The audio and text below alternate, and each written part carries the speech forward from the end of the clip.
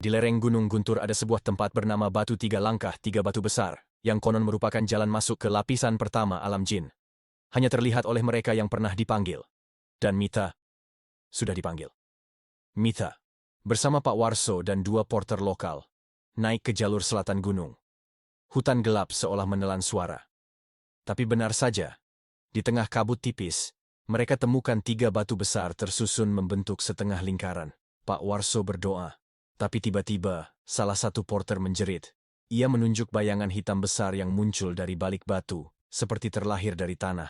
Wajahnya tak terlihat jelas, hanya gigi runcing dan suara napas berat. Langkah pertama, diterima. Tanah di sekeliling batu mulai retak, menghisap daun-daun, dan dari sela batu keluar tangan-tangan kecil seperti tangan anak-anak. Menarik-narik tanah dan mayat. Salah satu tangan mencengkeram kaki Mita. Tapi sebelum ia terseret, Pak Warso membacakan mantra. Batu bergetar. Sosok besar itu mengaum marah dan menghilang. Mereka berhasil turun. Tapi ketika Pak Warso tiba di rumah, ia menemukan sebuah batu kecil diletakkan di depan pintu. Tertulis satu kalimat dengan darah kering. Langkah kedua akan diambil. Pak Warso tak tidur malam itu. Batu kecil di depan rumahnya adalah tanda. Ia sekarang terikat. Langkah kedua akan diambil, berarti ia tak bisa lari. Pagi harinya, ia menghubungi Mita dan memintanya datang. Saat mereka bertemu, Pak Warso memperlihatkan peta tua yang diwarisi dari gurunya.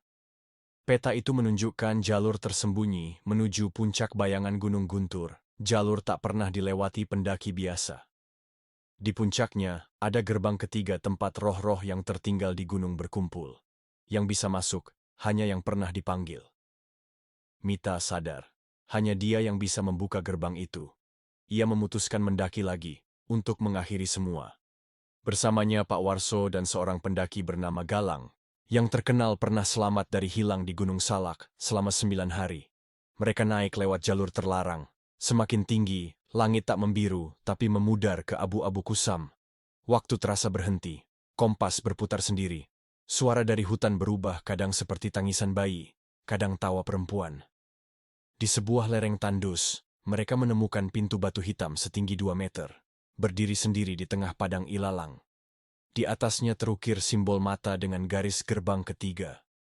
Pak Warso menggenggam tasbihnya erat. Sekali pintu ini dibuka, tidak ada yang bisa menutup dari dalam. Galang mendekat, dan tiba-tiba tubuhnya melayang, tertarik ke gerbang. Wajahnya berubah pucat. Dari bibirnya keluar suara, bukan miliknya. Kami menunggu sejak kamu lahir, Mita. Pintu itu terbuka sendiri, perlahan, dan di baliknya hanya ada kegelapan sempurna. Tapi dari dalam, keluar suara ribuan bisikan.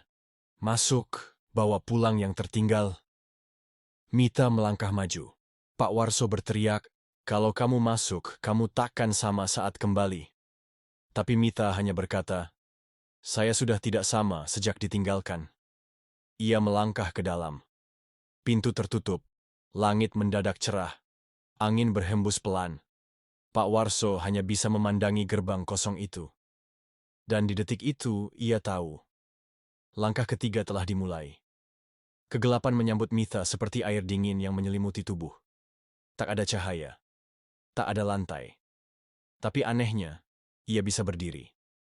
Bisa bernapas. Tapi bukan udara biasa. Udara di dalam gerbang ini terasa seperti menghirup kenangan buruk napasnya berat. Dan di setiap tarikan, ia seperti mengingat semua rasa takutnya sejak kecil. Suara bisikan memandu langkahnya. Langkah pertama, lihat. Langkah kedua, dengar. Langkah ketiga, tanggung jawab. Tiba-tiba, cahaya redup muncul. Di depannya, berdiri deretan tubuh manusia. Lusuh. Tak bergerak. Mata mereka terbuka, tapi kosong. Danu. Lilis, Bayu, Tomo, Galang. Mita berteriak, aku di sini, aku datang untuk kalian.